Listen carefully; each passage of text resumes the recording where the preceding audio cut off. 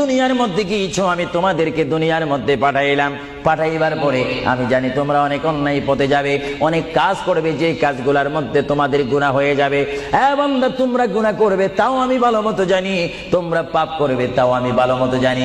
বান্দারে, পাপ করার পরে, গুনাহ করার পরে একাই কি মসজিদের মধ্যে তোমরা কেঁদেছো, রব্বানা যালামনা, বলেন রব্বানা যালামনা আনফুসানা ওয়া ইল্লাম তাগফির লানা ওয়া তুরহামনা লানাকুনান্না মিনাল খাসিরিন বলে বলে মসজিদে কেঁদেছো। আসরের নামাজ পড়ে কেঁদেছো, যোহরের নামাজ পড়ে কেঁদেছো, মাগরিবের পড়ে কেঁদেছো, এশার নামাজ পড়ে কেঁদেছো। বান্দা, নামাজের মুসল্লা যখন বসে যাও, আমি আল্লাহকে তোমরা বারবার বল, আল্লাহ আমার গুনাহ মাফ করে দাও।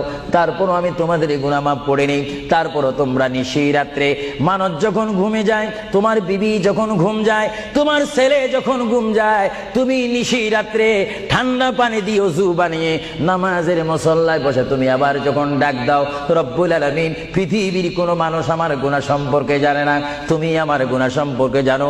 আমি এমন গুনাহ করেছি আমার বিবি জানে না, বিবি গুনাহ করেছে আমি জানি না। আল্লাহ, তুমি সব কিচ্ছু জানো। হে আমার প্রভু, তুমি আমাকে মাফ করে দাও। আমার আল্লাহ বলে, তারপরও যদি তোমাদেরকে আমি মাফ না করি, তারপরও বান্দা তোমরা আমার রহমতের দরজা থেকে ফিরে যাইও না। আমি তোমাদেরকে হুকুম দিচ্ছি, ওয়ালাউ আন্নাহুম ইয যালামু আনফুসাহুম জাউকা, বান্দারে যদি গুনাহ করে ফেলো, আমার রহমত থেকে মুখ ফিরে তুমি চলে যাইও না। বান্দা, আকাশ পরিমাণ যদি গুনাহ করো, পাতাল পরিমাণ যদি গুনাহ করো, সাগরের পানি পরিমাণ যদি গুনাহ করো, পাহাড় তুলনায় যদি তুমি গুনাহ করো, আমার দরবার থেকে তুমি নিরাশ হইও না।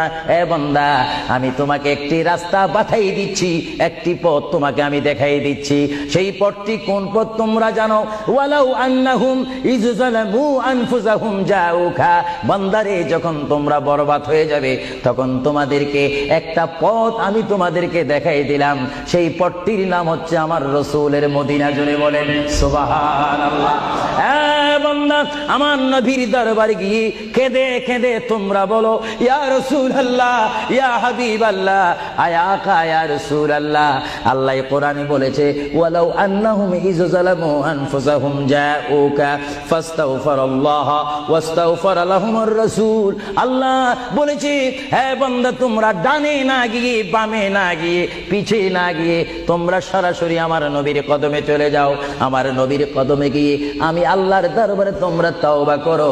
তওবা করতে করতে তোমাদের চোখের পানি যখন বাইর হয়ে যাবে, আর ওই মুহূর্তে যদি আমার বন্ধু যদি তোমাদের জন্য আমার দরবারে সুপারিশ করে, আমি আল্লাহ তোমাদেরকে ওয়াদা দিয়ে দিলাম, গ্যারান্টি দিয়ে দিলাম, আমার রাসূল যদি তোমাদের জন্য আমার দরবারে সুপারিশ করে, সঙ্গে সঙ্গে বান্দা তোমার অতীতের জীবনের কবিরা সগীরা গুনাহ মাফ করে দেব। জোরে বলেন সুবহানাল্লাহ।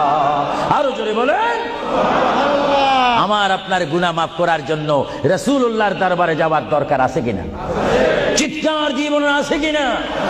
এটা আল্লাহু আকবার, নারায়ে তাকবীর, আল্লাহু আকবার, নারায়ে রিসালাত, ইয়া রাসূলুল্লাহ, নারায়ে রিসালাত, ইয়া রাসূলুল্লাহ।